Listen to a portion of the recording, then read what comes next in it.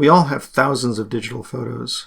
The latest data says we create 5.3 billion photos every day, or around 2 trillion every year around the world.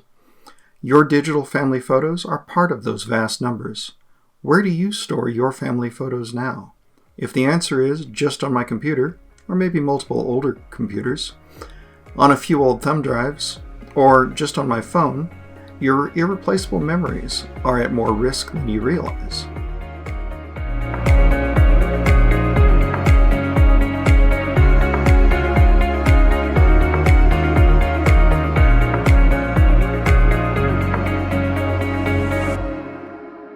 I'm John Spear, a certified photo manager with the Picture Organizer. I spend my time helping families keep their physical and digital photos from disappearing permanently. Today, I'm going to talk about different types of digital storage and how they can and cannot be used to keep your photographic memories alive well into the future.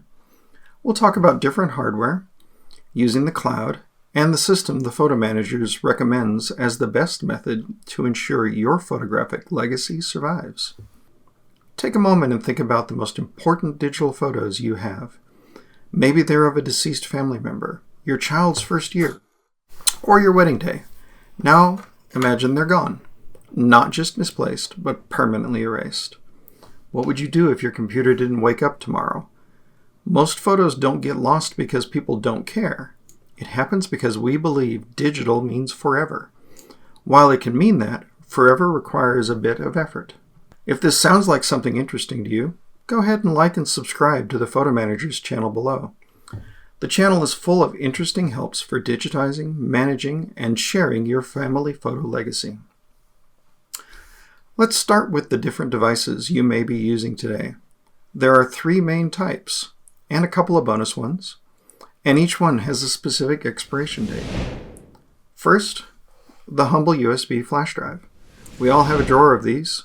They're convenient, they're portable, and they are great for handing a set of photos to a friend. But here's the reality. They are the second least reliable storage media ever created. Memory chips inside are built for price, not longevity. They're prone to sudden failure. If you have only one copy of your wedding photos on a thumb drive, you're gambling with your memories. Next up, a portable external hard drive, or an EHD. These are the workhorses of the computer industry. They use spinning magnetic platters. They're great because they're inexpensive for the amount of data they hold, but they are mechanical. Imagine a tiny record player spinning at 7,000 RPM. If you bump it, or if it falls off your desk while it's running, that needle will crash into the disk. We call this a head crash. It is often irrecoverable or very, very expensive to recover what wasn't damaged in the crash. Even if you're careful with your drive, the rated lifespan for a spinning external hard drive is between 5 and 10 years. Once your drive is past 5 years, you are living on borrowed time. Third, there's solid-state drives, or SSDs. These are the new standard, no moving parts, so they handle drops much better than traditional hard drives. And they're lightning fast. But they have a ghost weakness. They store data using electrical charges, unlike the magnetic charges that a hard drive uses. If you leave an SSD unplugged in a drawer for years, those charges will weaken. Without a refresh, your files can become unreadable. Think of an SSD like a battery. It needs to be topped off by being plugged in once or twice a year. Let's talk about the cloud. iCloud, Google Photos, Dropbox. Most people think these cloud services are a backup. They're not.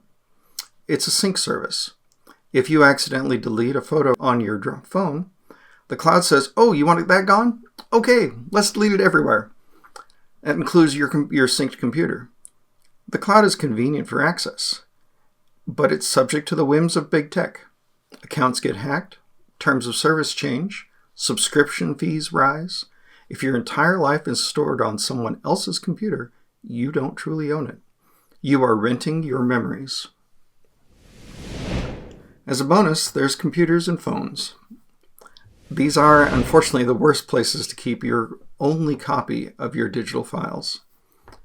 Phones can get stolen, they take unexpected swims, and otherwise get broken.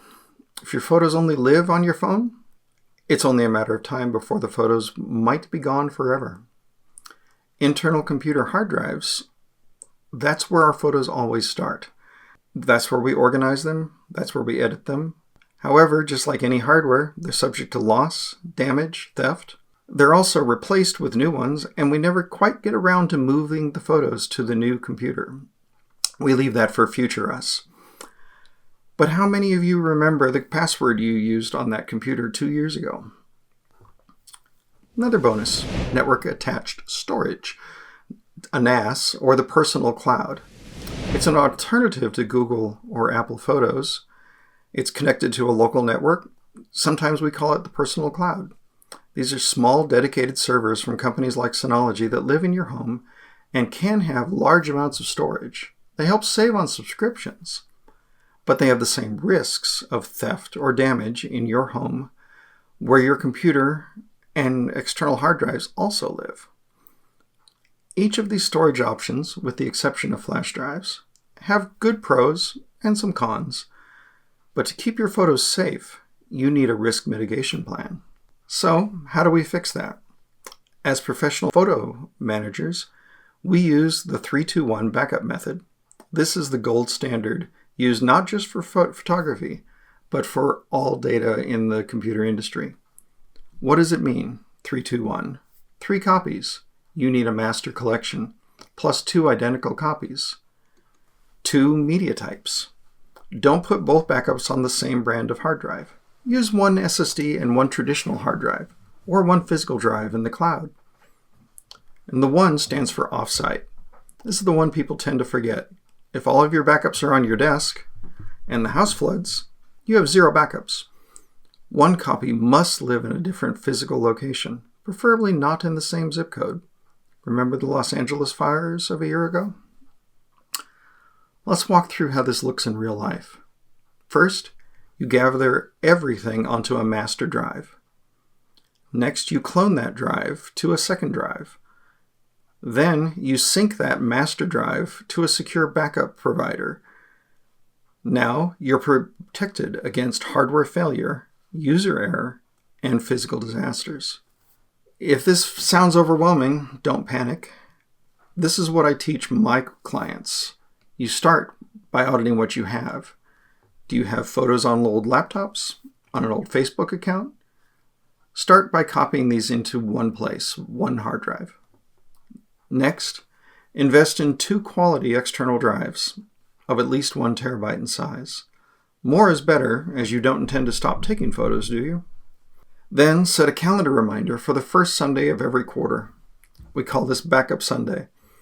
Plug in your drives, run your sync software, whatever that might be, and verify the files are actually there.